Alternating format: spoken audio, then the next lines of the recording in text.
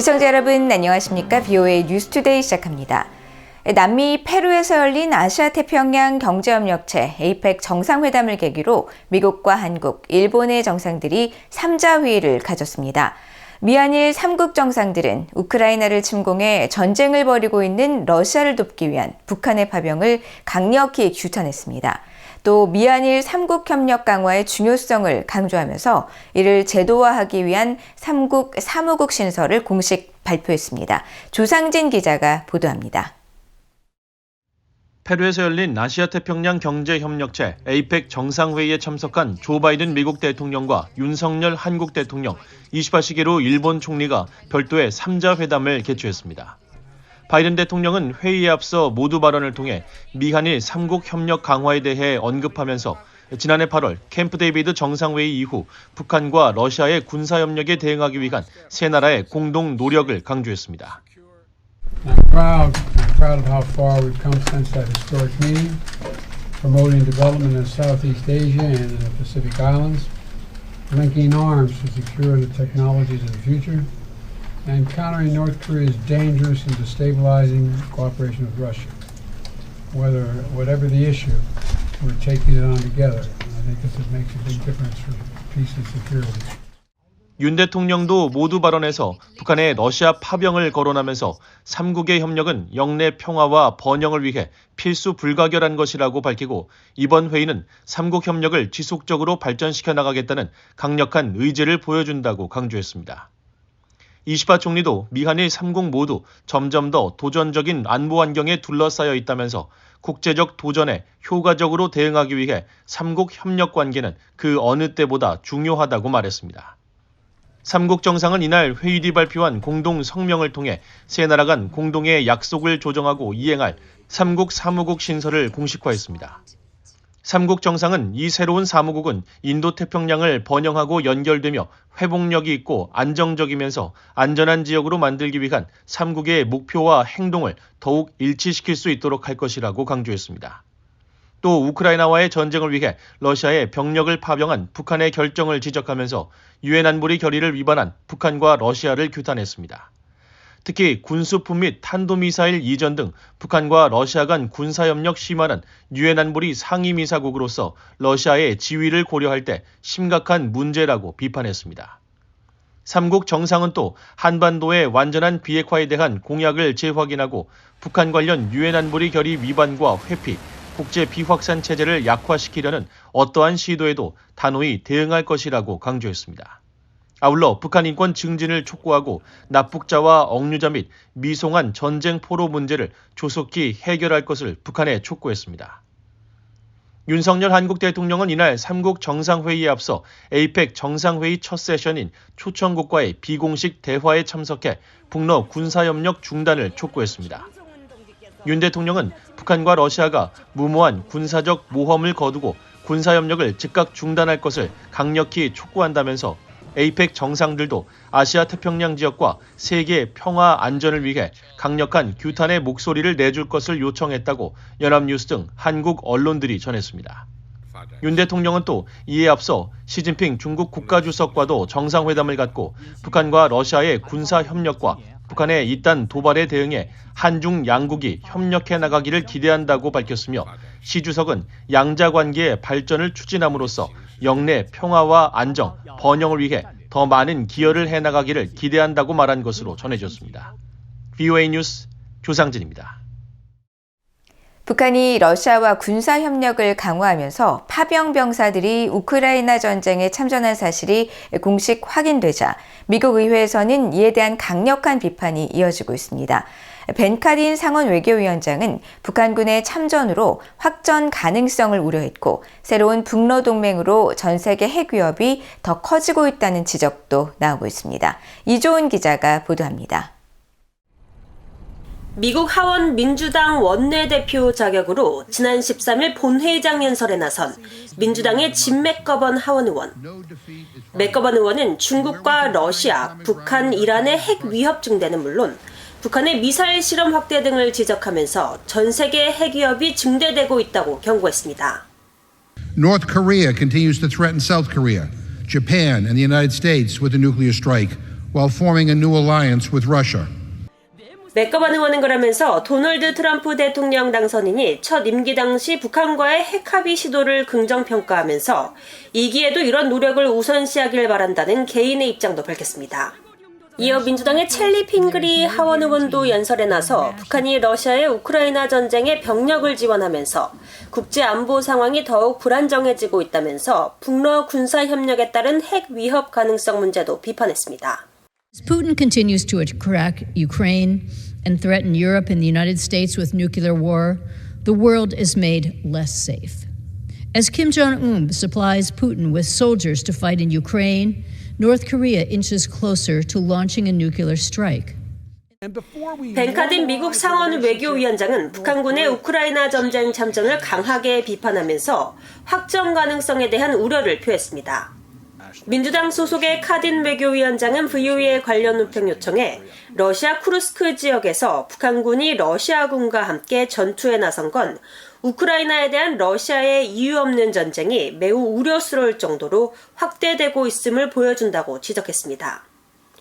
또 북한군의 개입은 푸틴이 불량 국가인 북한에 도움을 요청할 만큼 절박하다는 것을 보여주는 것이라고 강조했습니다.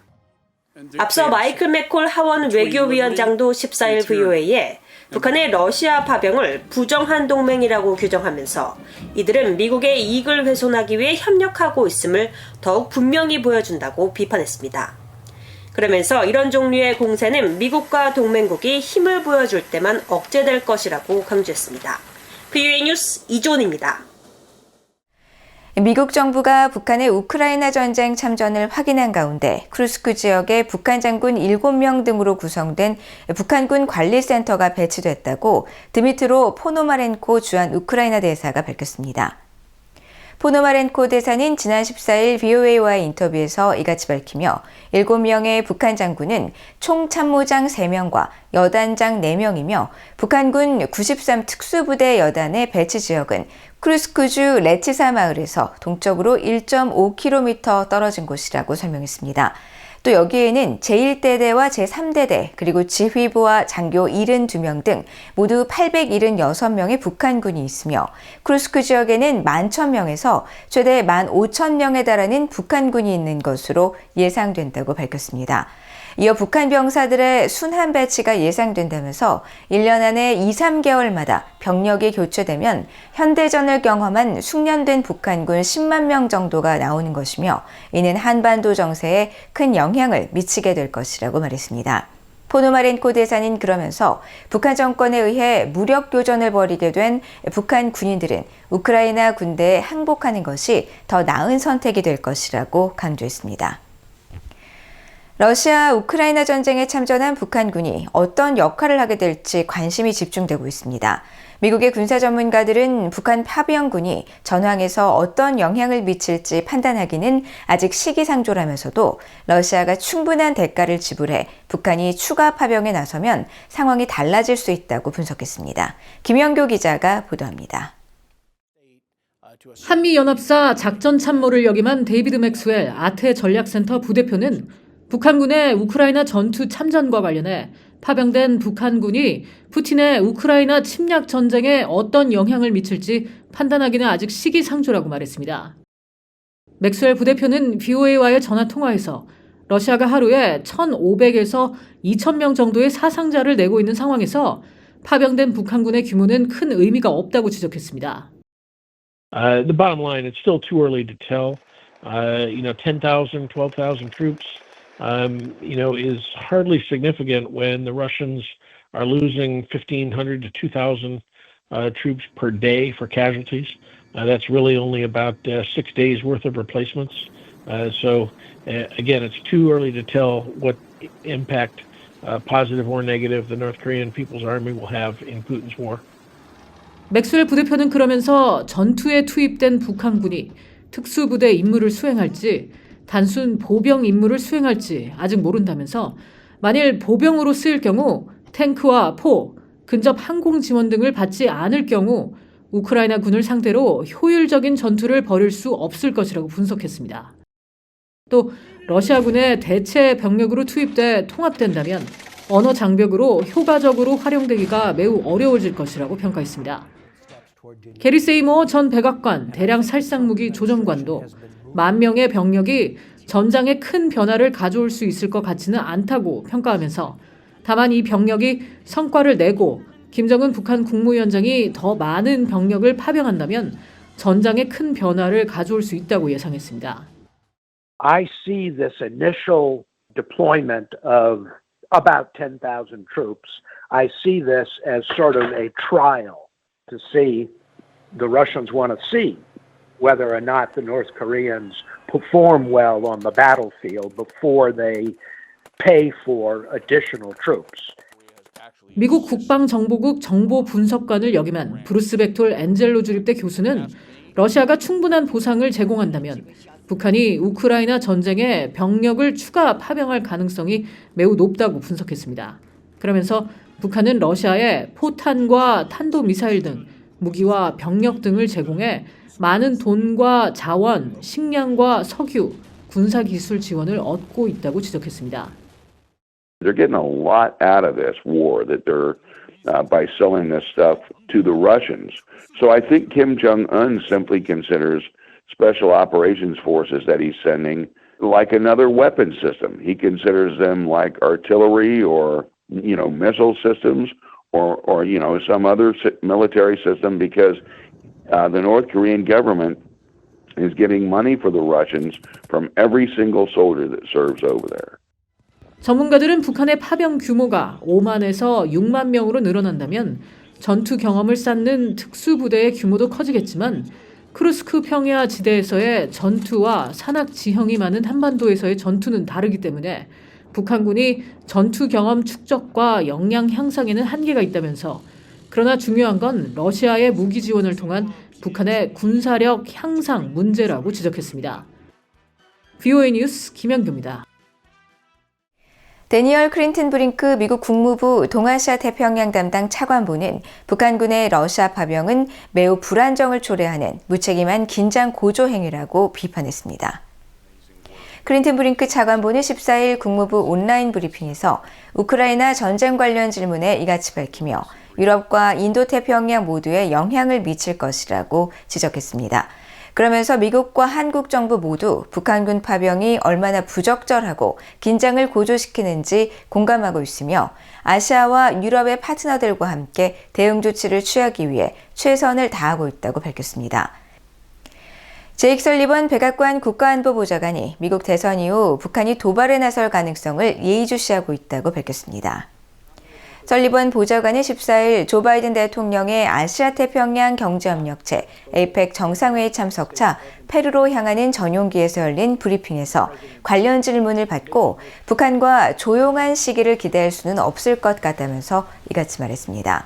이어 분명히 최근 며칠과 몇 주 동안 북한은 탄도미사일 실험을 계속했고 7차 핵실험 가능성은 상존한다면서 이는 우리가 경계하고 있는 부분이라고 밝혔습니다. 그러면서 역사적으로 정권 교체기를 전후해 북한은 도발적 행동을 취해왔다면서 자기 도널드 트럼프 정부 출범일인 내년 1월 20일까지 매우 주의 깊게 지켜볼 것이라고 강조했습니다. 미국과 한국이 미국 워싱턴에서 제2차 미한 반확산 대화를 개최하고 북한의 비확산 규범 위반에 대한 양국 간의 공조 방안을 논의했습니다. 한국 외교부는 14일 보도자료를 통해 미국과 한국은 북한이 불법적인 핵과 미사일 프로그램에 더해 러시아와의 무기 거래, 파병을 통해 한반도뿐 아니라 전 세계를 위협하고 있다고 지적하고 미국과 한국은 반확산 협력을 통한 안보리 결의 위반에 대응할 필요성에 인식을 같이 했다고 밝혔습니다. 또 최근 출범한 다국적 제재 모니터링팀 MSMT를 활용해 국제사회의 충실한 안보리 결의 이행을 견인해 나갈 수 있는 구체적이고 실효적인 방안 마련을 위해 더욱 긴밀히 소통해 나가기로 했다고 전했습니다. 이번 회의에는 곤잘로 수아레즈 미국 국무부 국제안보비확산국 부차관보와 윤종관 한국 외교부 국제안보국장이 수석 대표로 참석했습니다.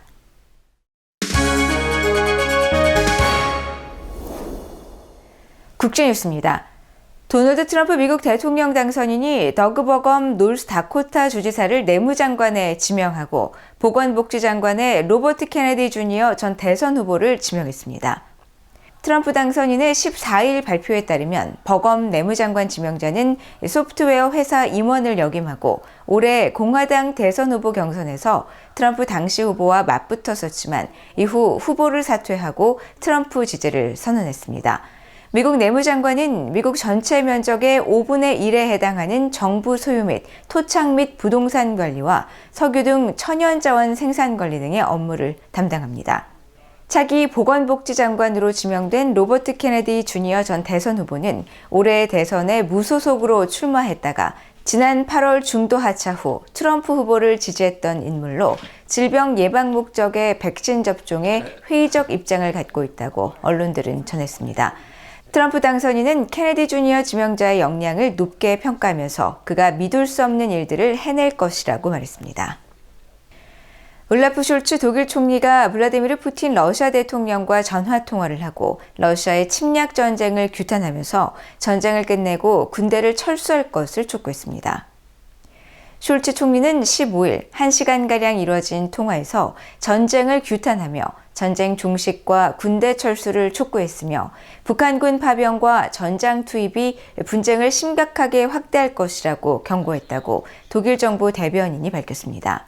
이어 우크라이나에 대한 계속 지원 의사를 밝히면서 정의롭고 지속적인 평화를 위해 우크라이나와 협상에 나설 것을 요구했다고 전했습니다. 한편 러시아의 크렘린궁은 이번 통화가 독일 측 주도로 성사됐으며 상세하고 솔직하게 진행됐다면서 푸틴 대통령은 향후 합의에 대해 러시아 안보 이익을 고려하고 새로운 영토 현실에 기반해야 하며 무엇보다 분쟁의 근본 원인을 해결해야 한다고 강조했다고 밝혔습니다.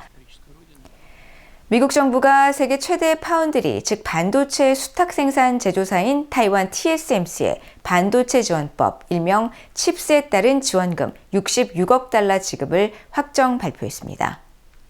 미국 상무부는 15일 성명을 통해 타이완 TSMC의 자회사인 TSMC 애리조나에 직접 자금 지원이 이루어진다고 밝히고 이번 지원금은 애리조나주 피닉스의 신규 최첨단 반도체 제조 공장 3개를 만들기 위한 650억 달러 이상의 투자에 활용되며 프로젝트 단계가 완료될 때마다 자금이 지원된다고 설명했습니다.